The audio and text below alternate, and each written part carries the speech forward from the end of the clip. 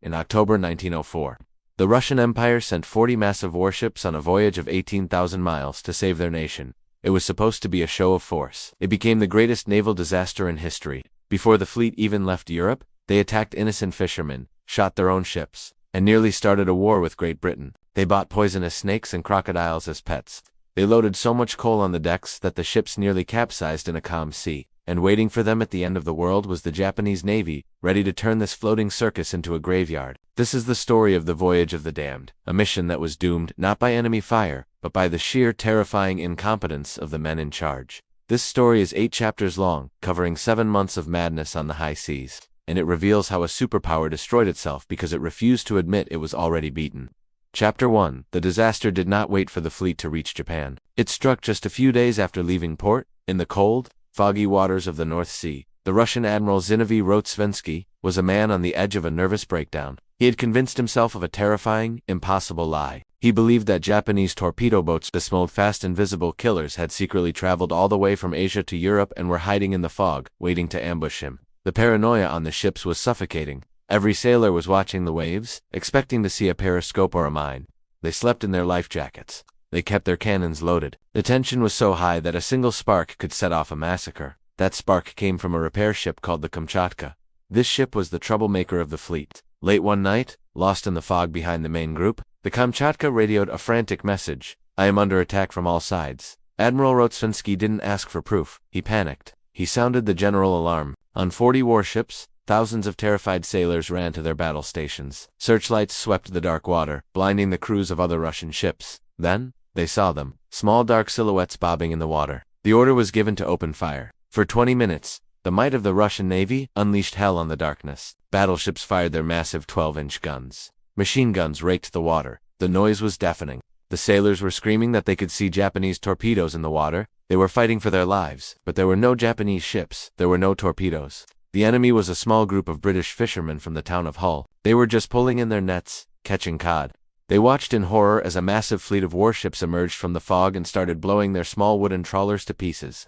The Russian gunnery was so bad and so chaotic that they didn't just hit the fishermen, they hit themselves. The cruiser Aurora was struck by friendly fire, killing the ship's chaplain. In the confusion, the Russians were fighting a war against fishing boats and their own fleet. When the firing finally stopped, the victory was revealed. They had sunk 1 fishing crane, killed 2 fishermen, and wounded many more. They had used the most powerful weapons in the world to attack unarmed civilians in the backyard of the British Empire. The Voyage of the Damned had begun with a war crime. Admiral Rozhestvensky made a decision that shocked the world even more than the shooting itself. When the smoke cleared and he realized he had just massacred a group of British civilians, he didn't stop. He didn't lower lifeboats to help the drowning fishermen. He turned his ship south and ran. He ordered the fleet to steam at full speed through the English Channel, hoping to escape before the British government found out what had happened, but he couldn't outrun the news. When the surviving trawlers limped back into port, carrying the bodies of their dead, Britain exploded with rage. The British public demanded war. Crowds gathered in Trafalgar Square, screaming for revenge. The British Royal Navy, the only force on Earth that could crush the Russians, instantly was ordered to raise steam. The home fleet, 28 massive battleships strong, sortied from their bases with a simple order: find the Russians and stop them, by force, if necessary. For the Russian sailors, the journey turned into a nightmare. As they sailed down the coast of Spain, they looked to the horizon and saw the distinctive dark shapes of British cruisers shadowing them. They were being hunted. The Russian ships were slow, overloaded with coal, and crewed by panicked conscripts. The British ships were fast, modern, and crewed by professionals. The Russians knew that if the order came, they would be sunk in minutes. The diplomatic pressure was suffocating. Spain and Portugal, afraid of angering Britain, refused to let the Russian fleet dock. The great armada of the Tsar was suddenly homeless. They were forced to anchor miles offshore, buying coal and food from smugglers at extortionate prices. Finally, in a tense standoff off the coast of Spain, a deal was reached. The Russians agreed to leave behind the officers responsible for the shooting to face trial. The British warships slowly peeled away, their guns trained on the Russians until the very last second. Rozhestvensky had survived the first blunder, but the incident had revealed a terrifying truth to the world. The Russian fleet was not a disciplined military force. It was a panicked mob armed with heavy artillery. And now, they had to sail another 17,000 miles without friends, without ports, and with the rest of the world laughing at them. Chapter 2. As the fleet sailed south toward the equator, the greatest enemy wasn't the Japanese Navy. It was the coal. Because Britain had blocked them from using major ports, the Russian ships had nowhere to refuel. They had to carry enough coal to sail thousands of miles at a time. This turned the ships into floating black dungeons. The admiral ordered coal to be stacked everywhere. It wasn't just in the bunkers. Sacks of coal were piled on the open decks, blocking the guns. It was stacked in the hallways, the officers' cabins, and even the infirmaries. The ships sat so low in the water that the armor plating designed to stop shells was completely submerged. If they were hit, they would sink instantly. Then came the heat. These iron ships were designed for the freezing Baltic Sea, not the coast of Africa. They had no ventilation. As the temperature outside hit 100 degrees, the temperature inside the engine rooms soared to 150. The coal dust hung in the air like a poisonous fog. It coated the sailors' lungs, their food, and their skin. Men began to drop from heat stroke, dying right next to the furnaces. To cope with the misery, the crew turned the fleet into a circus. When they stopped briefly in Madagascar and Tangier, the officers bought exotic pets to fight the boredom. They didn't just buy parrots, they bought monsters. A venomous snake bit an officer on the bridge of the flagship. A crocodile crawled around the decks of the Orel. One officer bought a bear cub that became an alcoholic, drinking vodka with the sailors. The decks were a chaotic mix of black coal dust, dying men, and wild jungle animals. Discipline evaporated. Sailors gambled away their wages, officers got drunk on champagne, and the admiral locked himself in his cabin, refusing to speak to anyone. The Second Pacific Squadron was no longer a military force. It was an armed asylum steaming slowly toward its own execution. The fleet limped into the harbor of Nosy Be, Madagascar, expecting a brief rest. Instead, they walked into a trap of their own making. They were ordered to wait there for reinforcements. Days turned into weeks. Weeks turned into 2 agonizing months. The heat in Madagascar was lethal. The iron ships turned into ovens.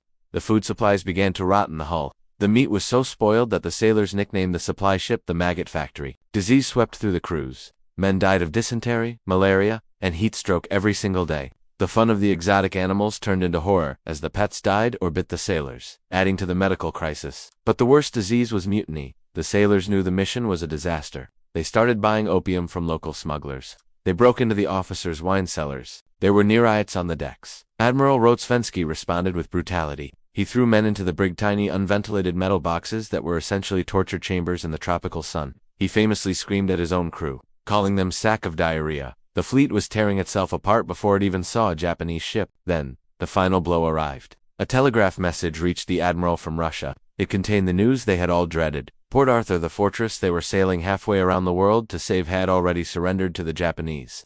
The Russian Pacific Fleet they were supposed to join was gone, sunk at the bottom of the harbor. The mission was objectively over. There was nothing left to save. The logical move was to turn around and go home. But the Tsar in St. Petersburg refused to accept defeat. He sent a new order. The fleet was to continue.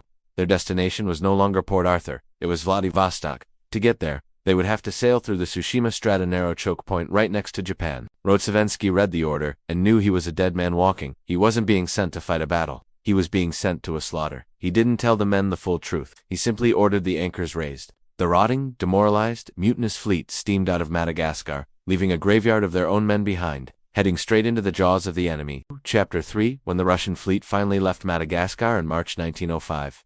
They were no longer just a navy. They were a traveling city of desperate men. They had to cross the Indian Ocean, a journey of 4,000 miles without a single friendly port to stop in. This journey broke the mind of the fleet. The paranoia that had started in the North Sea returned with a vengeance. The officers were convinced that the Japanese Navy had secretly sailed around the world to ambush them in the deep ocean. Every shadow on the horizon caused a panic. They stopped neutral merchant ships, boarding them with drawn guns, searching for Japanese spies. The Kamchatka, the cursed repair ship, signaled constantly that its engines were broken, forcing the entire fleet of 40 ships to stop in the middle of the ocean and wait in the blistering sun. But the real horror was the isolation. They were cut off from the world. They had no news from Russia. They were sailing into a void. As they approached the Straits of Malacca, near Singapore, the tension snapped.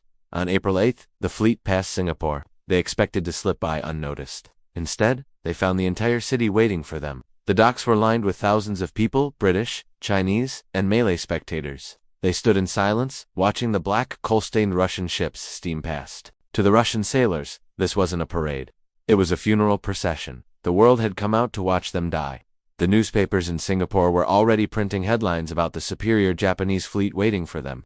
The Russians realized for the first time that the entire world was betting against them. They weren't the heroes saving the empire. They were the underdogs walking into a trap. And as they left Singapore and turned north into the South China Sea, the ocean turned gray, the fog rolled in, and the Kamchatka began to see things in the mist again. As the fleet pushed north into the South China Sea, The discipline of the Russian Navy evaporated completely. They were now in range of the Japanese Navy, and fear turned the men into dangerous fools. The repair ship Kamchatka continued its reign of terror. One night, in the pitch blackness, the radio operator on the Kamchatka sent a screaming signal to the flagship. "I am being chased by 8 torpedo boats." Admiral Rotsevensky looked at the map. It was impossible. They were hundreds of miles from anywhere. But he couldn't take the risk. He ordered the entire fleet of 40 ships to perform an emergency turn. Imagine the chaos. 40 massive iron warships, moving at night with their lights off, trying to turn violently in heavy seas. They nearly crashed into each other. The gunners ran to their stations, searching the waves for the enemy. They waited for the torpedoes to hit. They waited 1 hour, then 2. Finally, the admiral signaled the Kamchatka, "Where are the torpedo boats?" The Kamchatka replied, "Sorry, we were mistaken. It was a fishing boat." The admiral was so furious he reportedly threw his binoculars into the sea. But this wasn't just a joke. It was exhausting the crews. The sailors weren't sleeping. They were standing at their guns for 20 hours a day, staring at the empty ocean until their eyes played tricks on them. They started seeing Japanese shadows in every cloud and every wave. By the time the fleet approached the coast of Vietnam, the ships were barely functioning. The hulls were covered in a thick layer of seaweed and barnacles, which acted like a brake, slowing their top speed by half. The engines were clogging with salt. The food was rotting in the tropical heat. Admiral Rotsevensky locked himself in his cabin for days at a time. He stopped holding strategy meetings. He stopped inspecting the ships. He sat in the dark, staring at the wall, knowing that he was leading 12,000 men to their deaths. He had stopped being a commander and had become a prisoner of his own fleet. They dropped anchor in Cam Ranh Bay, Vietnam, desperate for a moment of peace. But there would be no peace.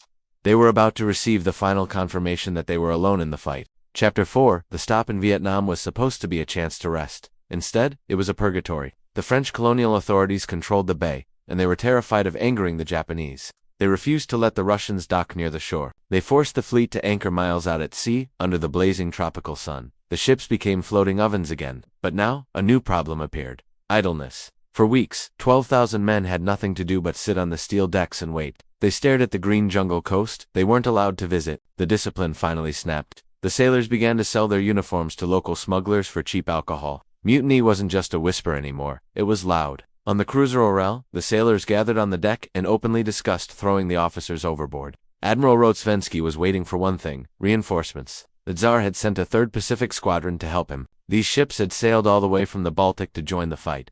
The admiral hoped they were modern battleships that could tip the scales against Japan. On May 9th, the reinforcements finally appeared on the horizon. The sailors crowded the railings, cheering, hoping to see salvation. But as the ships got closer, the cheering stopped. The third squadron was a sick joke. It was a collection of ancient, obsolete coastal defense ships that should have been scrapped 10 years ago. They were small, slow, and rusted. Their guns were Their engines were so old they couldn't keep up with the main fleet. The sailors instantly gave them a nickname: the self-sinkers. Rotsevensky watched them drop anchor and reportedly put his head in his hands. He realized the Tsar hadn't sent him help. He had sent him an anchor. These old ships would slow the entire fleet down. They couldn't run, and they couldn't fight. By sending them, the Tsar had forced Rotsevensky's hand. He could no longer try to outrun the Japanese by going the long way around the Pacific. He was now tethered to these slow, floating museums. He had only one option left: the shortcut. He had to take the Tsushima Strait. On May 14, 1905, the anchors were raised for the last time.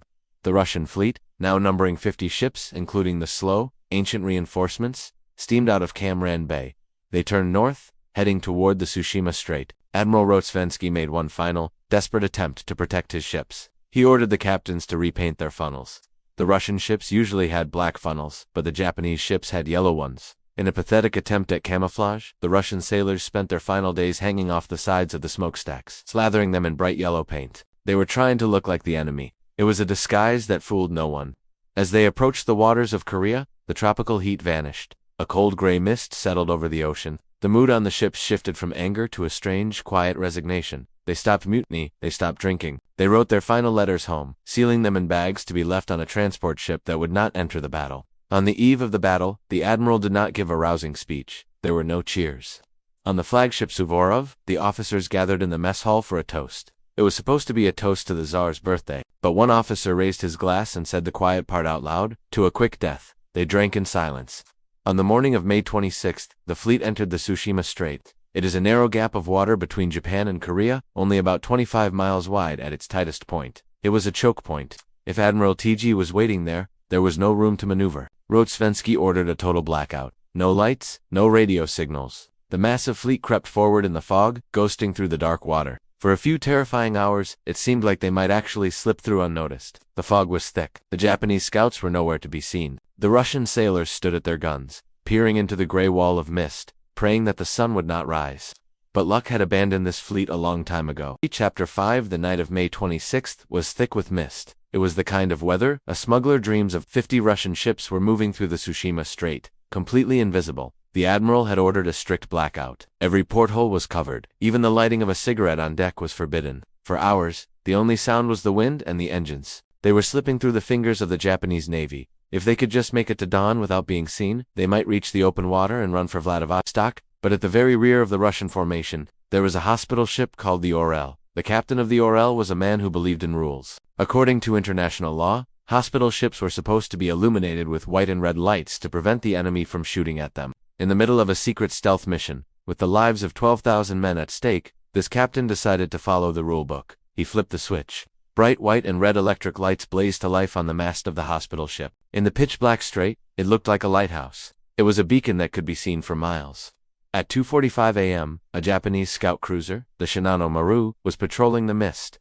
The captain, Narukawa, was about to turn back when he saw something strange in the distance. A light, a red and white glow moving through the fog. He turned his ship toward it. He moved closer, heart pounding, trying to identify the vessel. He drifted so close to the Russian fleet that he could actually smell the coal smoke. He looked through his binoculars and didn't just see a hospital ship. He saw the dark, massive shadows of battleships moving silently alongside it. He counted them. 1, 2, 10, 20. He realized he was looking at the entire Russian Second Pacific Squadron. Captain Narukawa didn't fire a shot. He quietly backed his ship away into the darkness and sent a wireless radio message that would change the course of history. The message buzzed through the air to Admiral TGS flagship. The enemy is in square 203. On the Russian flagship, the radio operators picked up the Japanese signal.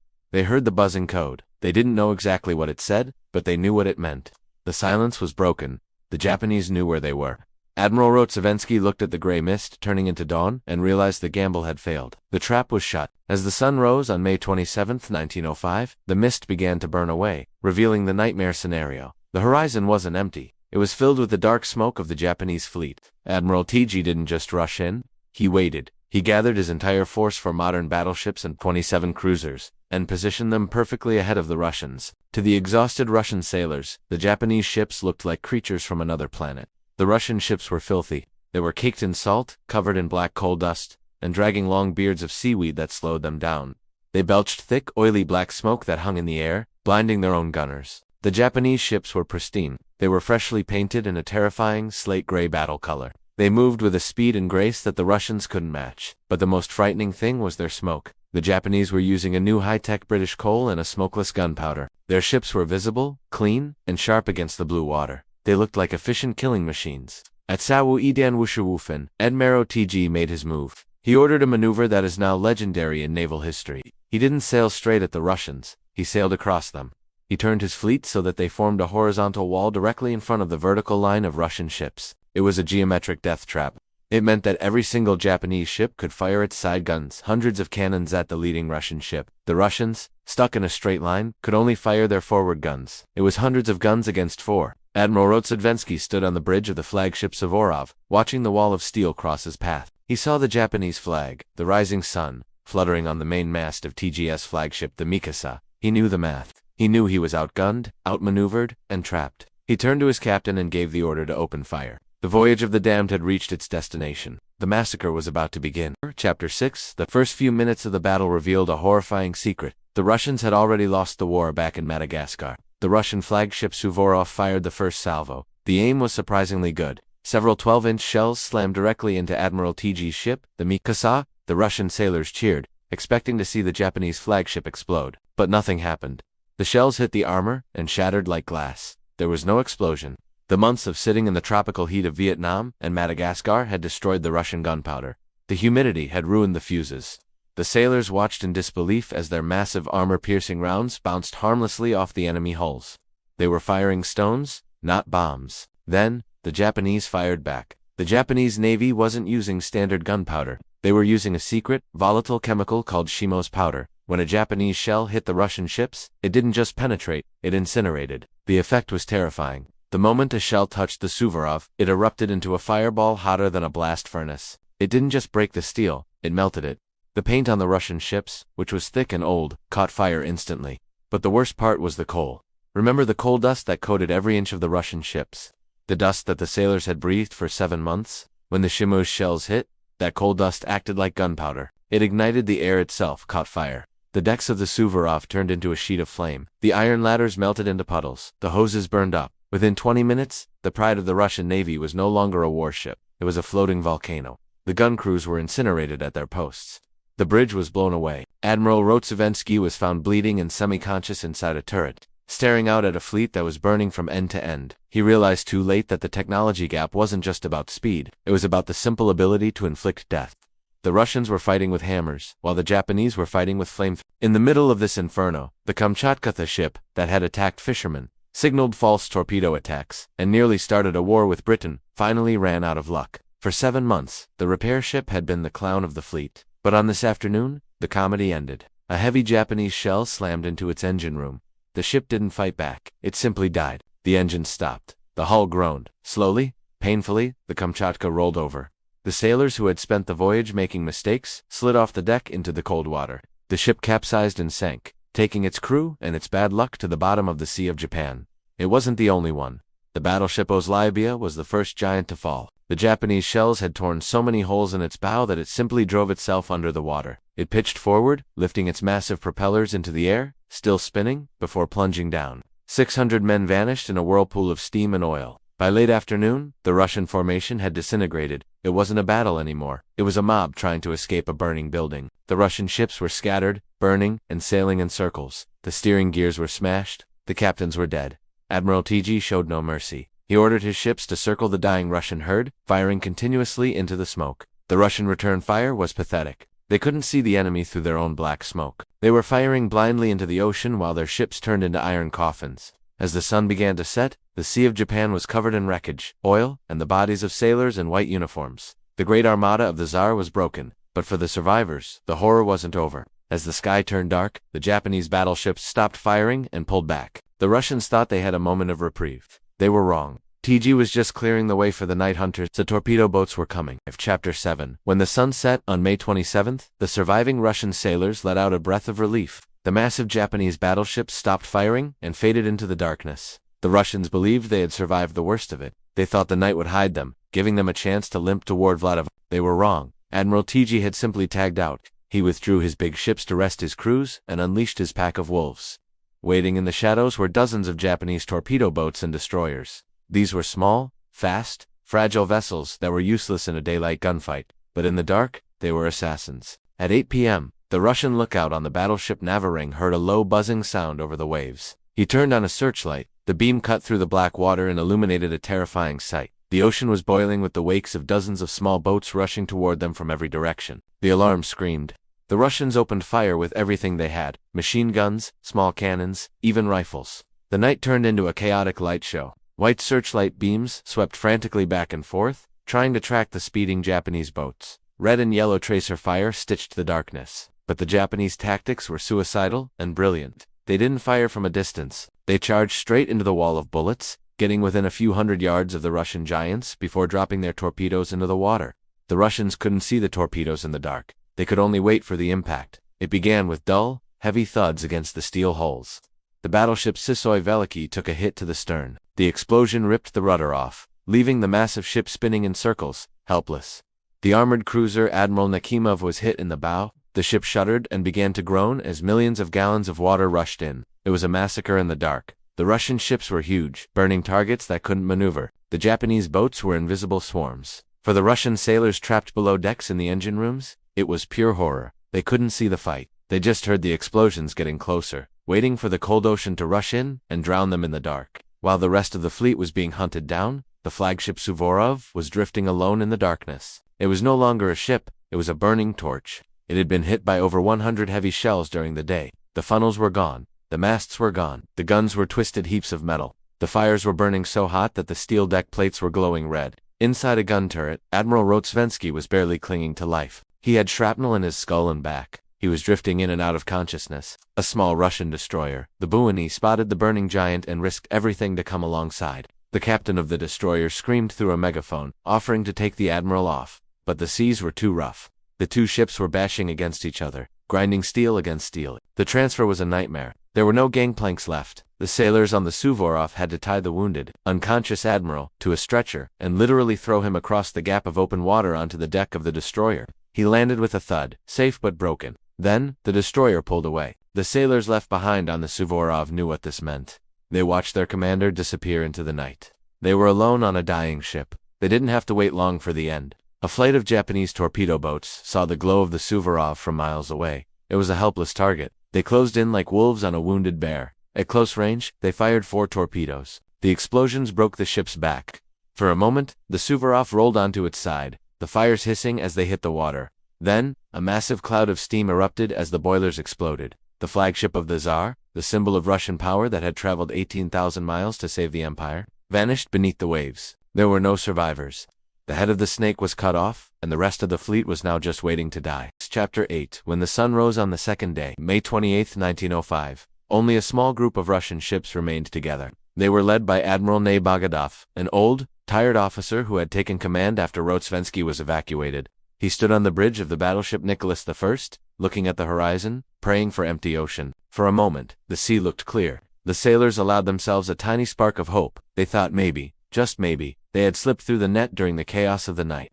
Then, the smoke appeared. It didn't come from one direction. It came from all directions. Within minutes, the horizon was filled with the dark shapes of the Japanese Navy. Admiral Tg had calculated their position perfectly. He hadn't just chased them, he had herded them. The Russians were surrounded by 27 fresh, untouched Japanese warships. Nebogotov had only 4 battered battleships and 1 cruiser left. His guns were nearly out of ammunition. His crews were collapsing from exhaustion. His ships were leaking. The Japanese fleet didn't open fire immediately. They simply closed the circle, tightening the noose like a pack of wolves surrounding a wounded animal. It was a psychological masterstroke. They were showing the Russians that there was no escape. Nebogotov looked at his men. They were young conscripts covered in soot and blood, staring back at him with terrified eyes. He knew that if he gave the order to fight, they would all be dead in 20 minutes. It wouldn't be a battle, it would be mass suicide. He made the decision that would ruin his reputation forever in Russia, but would save 2,000 lives. He ordered the signalman to run up the International Code for Surrender, XGE. The flags fluttered up the mast. The Russian engines stopped. The guns fell silent. For a few terrifying minutes, the Japanese kept firing. They couldn't believe what they were seeing. The Russian Imperial Navy, the pride of the Tsar, never surrendered. They thought it was a trick. But as the Russian ships sat motionless in the water, rocking gently in the swell, the Japanese guns finally ceased. A small boat lowered from the Japanese flagship. The voyage of the damned was over. The Tsar's fleet hadn't just lost. They had given up. The surrender at Tsushima didn't just end a battle. It ended the Russian Empire's reputation as a superpower. When the Japanese officers boarded the Russian ships to accept the surrender, they were shocked by what they found. The Russian decks were covered in cold dust, filth, and blood. The sailors looked like skeletons. It was clear that this fleet had been defeated months ago, not by the Japanese, but by their own incompetence and the lethal voyage itself. Admiral Rotsvensky, the man who had led the fleet halfway around the world, was found in a coma on a captured destroyer. He woke up in a Japanese hospital bed. To his surprise, the man standing over him was not an executioner, but Admiral Tg himself. The Japanese victor visited him to offer his respects. It was a moment of old-world honor in a modern war, Tg told him. Defeat is a common fate of a soldier. There is nothing to be ashamed of. But back in Russia, there was no honor waiting for them. When the telegraph news reached St. Petersburg, the country snapped. For months, the Russian people had been told that their great armada was going to crush the primitive Japanese. When they learned that the entire fleet had been sunk or captured in a single afternoon, the illusion of the Tsar's power shattered. Riots broke out in the streets. Sailors mutinied in the Black Sea. The defeat at Tsushima was the final spark that ignited the revolution of 1905. The people realized their government was not just cruel, it was incompetent. Admiral Nebogotov, the man who saved 2,000 lives by raising the white flag, was not thanked. When he returned to Russia, he was arrested.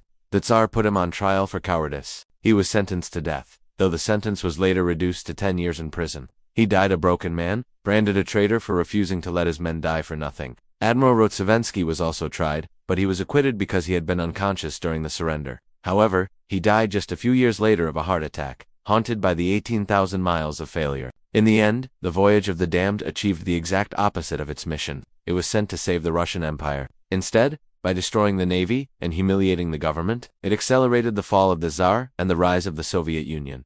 The 40 ships that sailed from the Baltic didn't save their country, they sank it.